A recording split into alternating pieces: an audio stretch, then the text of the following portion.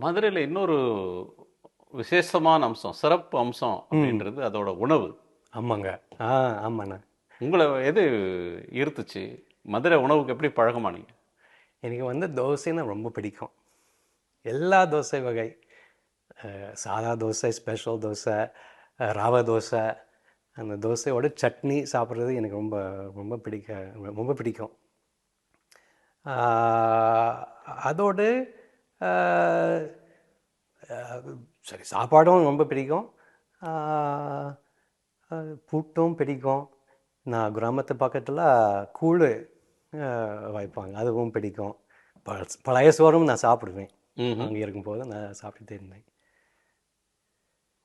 சரி. மொழிய கத்துக்க தொடங்குன பிறகு, ம். தமிழ்ல என்னெல்லாம் உங்களுக்கு ரொம்ப ஸ்ட்ரைக்கிங்கா இருந்தது? ம். பேச்சு தமிழ் படிக்கும் பொழுதே எனக்கு பட்டுது, இந்த மொழியிலேயே ஒரு ஒரு இனிமை இருக்குது. அந்த இனிமை எங்கேருந்து வருதுன்னா, அந்த தொன்மை, ரொம்ப பண்டைய தொன்மை வாய்ந்த ஒரு மொழி. அதில் ஒரு ஒழுங்கு இருக்குது.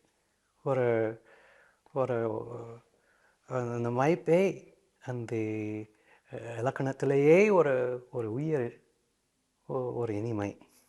அது ஆரம்பத்தில் கொஞ்சம் கொஞ்சம் கொஞ்சமாக, ஆஹா, ஒன்று இருக்குது.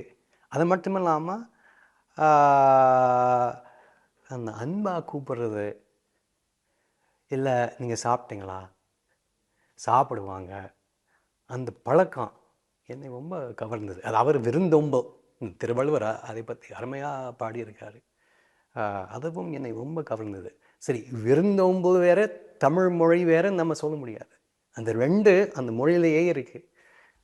நம்ம தமிழ்னா இன்னொன்று. இனிமை, தமிழ்னா தொன்மை, ஆமாம், தமிழ்னா விருந்தோம்பலும் சேர்ந்து வந்திருக்கு. ஆமாங்க, ஆமாங்க, ஆமாம். அதெல்லாம் பார்த்து ரொம்ப வியப்படைந்திருக்கிறேன்.